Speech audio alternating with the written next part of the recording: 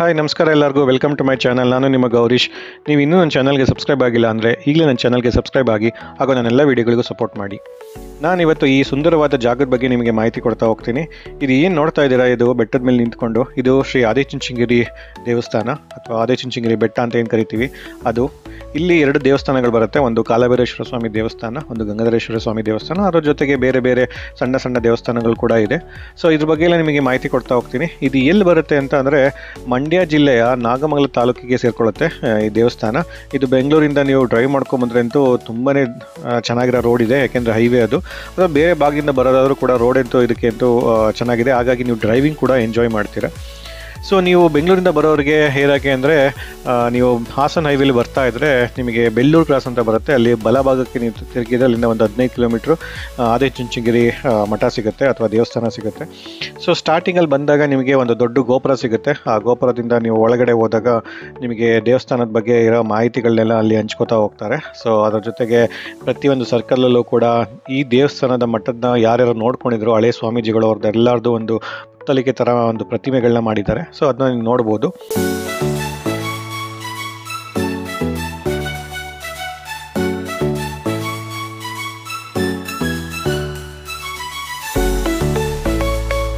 ನೀವೀಗೆ ಮುಗಿಸ್ಕೊಂಡು ಬರ್ತಾ ಇದ್ದರೆ ದೇವಸ್ಥಾನದ ರಥ ಕಾಣುತ್ತೆ. ಆ ರಥದ ಪಕ್ಕದಲ್ಲೇ ನಿಮಗೆ ಮೆಟ್ಲುಗಳು ಕಾಣುತ್ತೆ. ಈ ಮೆಟ್ಲುಗಳು ಏನು ನೋಡ್ತಾ ಇದ್ದೀರಾ, ಇದು ದೇವಸ್ಥಾನಕ್ಕೆ ನೀವು ಕಾಲ್ನಡಿಗೆಯಲ್ಲಿ ಮೆಟ್ಲನ್ನು ಕೂಡ ಹತ್ಕೊಂಡು ಹೋಗ್ಬೋದು. ಇಲ್ಲ ಆಗಲ್ಲ ಅಂತಂದರೆ ನೀವು ಗಾಡಿನ ಡ್ರೈವ್ ಮಾಡಿಕೊಂಡು ಅಥವಾ ಬಸ್ಸಲ್ಲಾಗಲಿ ಯಾವ ರೀತಿ ಹೋಗ್ತೀರಾ ಅದ್ರ ಮೂಲಕ ಡ್ರೈವ್ ಮಾಡಿಕೊಂಡು ನೀವು ಹೋಗಿ ಬೆಟ್ಟದ ಮೇಲೆ ನಿಲ್ಲಿಸ್ಬೋದು. ಬಟ್ ಅಲ್ಲಿಂದ ಒಂದು ಸ್ವಲ್ಪ ಪಾರ್ಕಿಂಗ್ ಸ್ಥಳ ಇದೆ, ಅಲ್ಲಿಂದ ಒಂದು ಸ್ವಲ್ಪ ದೇವಸ್ಥಾನಕ್ಕೆ ದೂರ ನಡಿಬೇಕು. ಅದನ್ನು ನಿಮಗೆ ಇಲ್ಲೇ ತೋರಿಸ್ತಾ ಹೋಗ್ತೀನಿ ವಿಡಿಯೋದಲ್ಲಿ, ಬನ್ನಿ.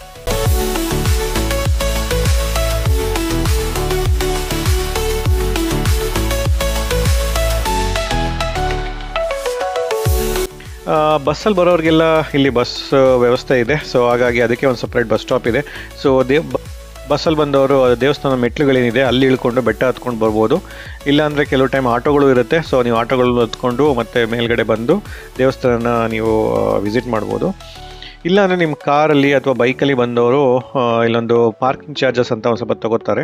ಸೊ ಅದು ತೊಗೊಂಡ್ಮೇಲೆ ನೀವು ಹೋಗಿ ನಿಮ್ಮ ಕಾರ್ನ ಅದೆಲ್ಲ ಪಾರ್ಕ್ ಮಾಡಿ ನೀವು ದೇವಸ್ಥಾನದ ಒಂದು ಮುಖ್ಯ ದ್ವಾರ ಏನಿದೆ ಅಲ್ಲಿ ಬಂದು ನೀವು ಅಲ್ಲಿಂದ ಯಾವ ಗಾಡಿಗಳನ್ನ ಮುಂದಕ್ಕೆ ಬಿಡಲ್ಲ. ಅನ್ಲೆಸ್ ಯಾರು ಫಿಸಿಕಲಿ ಹ್ಯಾಂಡಿಕ್ಯಾಪ್ಟು ಅಥವಾ ಬೇರೆ ಥರದ್ದೆಲ್ಲ ಇದ್ದರೆ, ತುಂಬ ವಯಸ್ಸಾಗಿರೋರು ಇದ್ದರೆ ಮಾತ್ರ, ಅಥವಾ ಏನಾದ್ರು ಇನ್ಫ್ಲೂಯೆನ್ಸು ಆ ಥರದ್ದೆಲ್ಲ ಇದ್ದರೆ ಮಾತ್ರ ಬಿಡ್ತಾರೆ. ಇಲ್ಲಾಂದರೆ ಆಲ್ಮೋಸ್ಟ್ ಎಲ್ಲ ಇಲ್ಲಿಗೆ ಸ್ಟಾಪ್ ಮಾಡ್ತಾರೆ.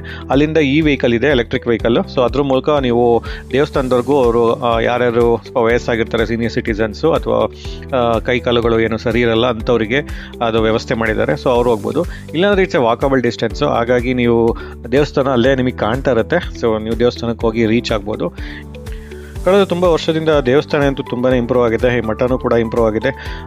ಮಠನ ತುಂಬ ಇಂಪ್ರೂವ್ ಮಾಡಿದ್ರು ಎಲ್ಲ ಸ್ವಾಮೀಜಿಗಳಿದ್ದಾರೆ. ಅದರಲ್ಲಿ ಬಾಲಗಂಗಾಧರನಾಥ ಸ್ವಾಮೀಜಿಗಳು ತುಂಬಾ ಪ್ರಮುಖ ಪಾತ್ರವನ್ನು ವಹಿಸ್ತಾರೆ. ಅವ್ರ ಕಾಲದಲ್ಲಿ ಏನು ಈ ಆದಿಚುಂಚನಗಿರಿ ಸಂಸ್ಥಾನ ಇದೆ ಅಥವಾ ಈ ಬೆಟ್ಟ ಇದೆ ಅಥವಾ ದೇವಸ್ಥಾನ ಇದೆ ಅಥವಾ ಇವ್ರ ಎಜುಕೇಷನ್ ಇನ್ಸ್ಟಿಟ್ಯೂಟ್ ಇದೆ, ಇದೆಲ್ಲ ಬೆಳೆದಿದ್ದು ಜಾಸ್ತಿ ಅವ್ರ ಕಾಲದಲ್ಲೇ. ಅದನ್ನು ಈಗ ನೋಡಿಕೊಂಡು ಅದನ್ನ ನಿರ್ವಹಣೆ ಮಾಡ್ತಾ ಇರೋರು ಶ್ರೀ ನಿರ್ಮಲಾನಂದ ಸ್ವಾಮಿಗಳು.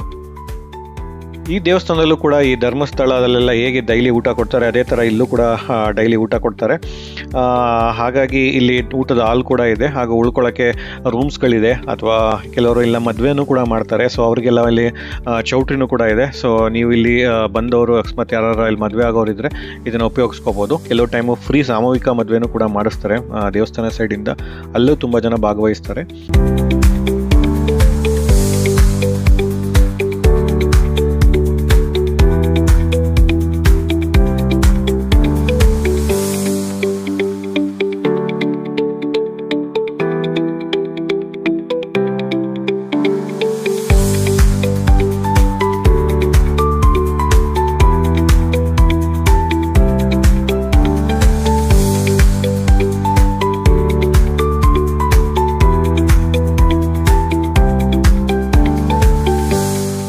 ನೀವು ಒಳಗಡೆ ಹೋದರೆ ದೇವಸ್ಥಾನ ಅಂತೂ ಇದೊಂದು ಅದ್ಭುತವಾಗಿ ಕಟ್ಟಿದ್ದಾರೆ. 128 ಪಿಲ್ಲರ್ಗಳನ್ನ ಇಟ್ಟು ದೇವಸ್ಥಾನ ಕಟ್ಟಿರೋದು. ಸೊ ಹಾಗಾಗಿ ತುಂಬಾ ಚೆನ್ನಾಗಿದೆ.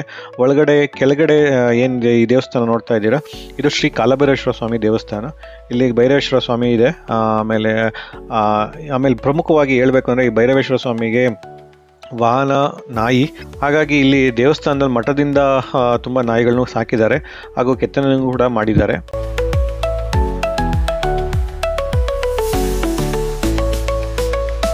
ದೇವಸ್ಥಾನದ ಒಳಗಡೆ ಬೇರೆ ಬೇರೆ ದೇವರುಗಳು ಕೂಡ ಇದೆ. ಮಾಳಮ್ಮ ಇದೆ, ಗಣಪತಿ ಇದೆ, ಸುಬ್ರಹ್ಮಣ್ಯ ಇದೆ. ಸೊ ಈ ರೀತಿಯಾಗಿ ಬೇರೆ ಅಮ್ಮನವ್ರ ದೇವಸ್ಥಾನ ಎಲ್ಲ ಇದೆ. ಸೊ ಅದನ್ನೆಲ್ಲ ನೋಡ್ಕೋಬೋದು. ಅದನ್ನೆಲ್ಲ ನೋಡಿಕೊಂಡು ನಿಮಗೆ ಒಂದು ಸ್ವಲ್ಪ ಪೂಜೆ ಎಲ್ಲ ಆದಮೇಲೆ ನಿಮಗೆ ಅಲ್ಲಿ ಕೂತ್ಕೊಳ್ಳೋಕೆ ಜಾಗನೂ ಇರುತ್ತೆ. ಸೊ ಒಂದು 2 ನಿಮಿಷ ಕೂತ್ಕೊಂಡು ನೀವು ಏನು ಮೆಡಿಟೇಷನ್ ಮಾಡೋದಾಗಲಿ ಅಥವಾ ಪ್ರಾರ್ಥನೆ ಮಾಡ್ಕೊಳ್ಳೋದಾಗಲಿ ಇದನ್ನೆಲ್ಲ ಮಾಡಿಕೊಂಡು ನೀವು ಮತ್ತೆ ಇನ್ನೊಂದು ಬೆಟ್ಟಗಳನ್ನ ಹತ್ತಬೇಕಾಗತ್ತೆ. ಅಲ್ಲಿಂದ ಒಂದು ಸ್ವಲ್ಪ ಸಣ್ಣ ಬೆಟ್ಟ. ಅದು ಯಾವ ದೇವರು ಅಂತ ಅಂದರೆ ಇದ್ರದ್ದು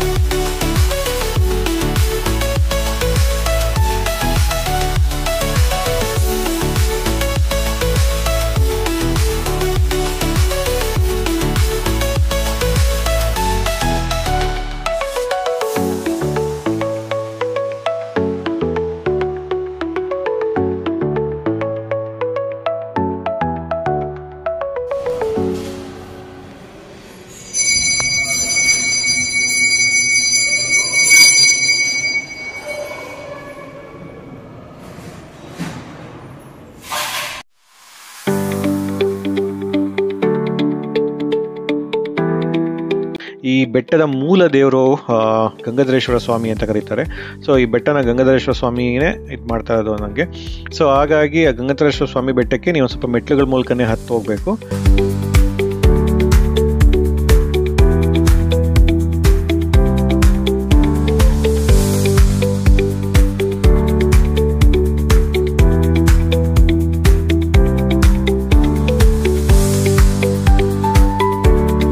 ಸೊ ಅಲ್ಲಿ ಹೋದರೆ ನಿಮಗೆ ಗಂಗಾಧರೇಶ್ವರ ಸ್ವಾಮಿ ಇದೆ, ಪಾರ್ವತಿ ಮಾತೆ ಇದೆ. ಸೊ ಅವೆರಡೂ ದೇವ್ರುಗಳನ್ನ ಕೂಡ ನೋಡ್ಕೋಬೋದು. ಇದೆಲ್ಲ ನೀವು ವೀಕ್ಷಣೆ ಮಾಡ್ಕೋತಾ ಇದ್ದಾಗೆ ಅಲ್ಲೇ ಪಕ್ಕದಲ್ಲಿ ಒಂದು ನಂದಿ ಮೂರ್ತಿ ಇದೆ, ಅದನ್ನೂ ಕೂಡ ನೋಡ್ಬೋದು. ಆಮೇಲೆ ದೇವಸ್ಥಾನಕ್ಕೆ ಬೆಟ್ಟ ಹತ್ತುತ್ತಾ ಇದ್ದಂಗೆ ನಿಮಗೆ ಆ ಹೈಟ್ ಫೀಲ್ ಆಗ್ತಾ ಇರುತ್ತೆ. ಆಗ ಎಲ್ಲ ಸುತ್ತಮುತ್ತ ಪ್ರದೇಶಗಳನ್ನ ನೀವು ನೋಡ್ತಾ ಇರ್ಬೋದು. ತುಂಬಾ ನಿಮಗೆ ಚೆನ್ನಾಗಿ ಅನಿಸುತ್ತೆ. ಎಕ್ಸ್ಪೆಷಲಿ ನೀವು ಅರ್ಲಿ ಮಾರ್ನಿಂಗ್ ಹೋದ್ರಂತೂ ಜನಗಳೇ ತುಂಬ ಕಮ್ಮಿ ಇರ್ತಾರೆ. ಹಾಗಾಗಿ ನಿಮಗೆ ಜಾಸ್ತಿ ಟೈಮ್ ಸಿಗುತ್ತೆ ಎಲ್ಲ ನೋಡಲಿಕ್ಕೆ, ದೇವ್ರು ನೋಡಲಿಕ್ಕಾಗಲಿ ಅಥವಾ ಬೇರೆ ಇದಕ್ಕಾಗಲಿ. ಇನ್ನೊಂದು ಪ್ರಮುಖವಾಗಿ ಏನು ಹೇಳಬೇಕು ಅಂದರೆ, ಈ ದೇವಸ್ಥಾನ ಭಾನುವಾರ ಕಾಲಬ್ರೇಷನ್ ವಾರ. ಸೊ ಹಾಗಾಗಿ ಭಾನುವಾರ ಅಂತೂ ಸಿಕ್ಕಾಪಟ್ಟೆ ಜನ ಇರ್ತಾರೆ. ಸೊ ನೀವು ವೀಕ್ ಡೇಸಲ್ಲಿ ಹೋದರೆ ಅಥವಾ ಬೇರೆ ದಿನಗಳು ಹೋದರೆ ನಿಮಗೆ ಒಂದು ಸ್ವಲ್ಪ ಕ್ರೌಡ್ ಕಮ್ಮಿ ಇರುತ್ತೆ. ಸೊ ನೀವು ದೇವ್ರನ್ನ ಕಣ್ತುಂಬಿಕೊಂಡು ಬರ್ಬೋದು. ಈ ಬೆಟ್ಟದ ಮೇಲೆ ಮತ್ತೆ ಇನ್ನೊಂದು ಬೆಟ್ಟಗಳಿದ್ದಾವೆ, ಸ್ವಲ್ಪ ಮೇಲೆ ಹತ್ಬೋದು. ಆ ಬೆಟ್ಟಕ್ಕೆ ಹೇಗೆ ಹತ್ಬೋದು ಅಂತ ಅಂದರೆ, ಅದಕ್ಕೆ ತುಂಬ ಮೆಟ್ಲುಗಳು ಇಲ್ಲಿಂದ ವ್ಯವಸ್ಥಿತವಾಗಿ ಮೆಟ್ಲುಗಳು ಏನು ಮಾಡಿದ್ದಾರೆ ಆ ರೀತಿ ಇಲ್ಲ. ಒಂದು ಬಂಡೆ ಮೇಲೆ ಹತ್ಕೊಂಡು ಹೋಗ್ಬೇಕಾಗತ್ತೆ. ಸೊ 2 ದೇವಸ್ಥಾನ ಪ್ರಮುಖವಾಗಿ ಅಲ್ಲಿದೆ. ಒಂದು ಬಸವಣ್ಣನ ದೇವಸ್ಥಾನ ಇದೆ, ಒಂದು ಇದ್ದು ಅದ್ರ ಮೇಲೆ ಒಂದು ಕಂಬದ ಇಟ್ಟಿದ್ದಾರೆ ಫುಲ್ ಎಂಟೈರ್ ಬೆಟ್ಟದ ಮೇಲೆ. ಅಲ್ಲಿಗೂ ಕೂಡ ಜನಗಳು ಹತ್ಕೊಂಡು ಹೋಗ್ತಾರೆ. ಅಲ್ಲೂ ಹೋದ್ರೆ ಇನ್ನೂ ಸೀನರಿ ತುಂಬ ಚೆನ್ನಾಗಿರುತ್ತೆ.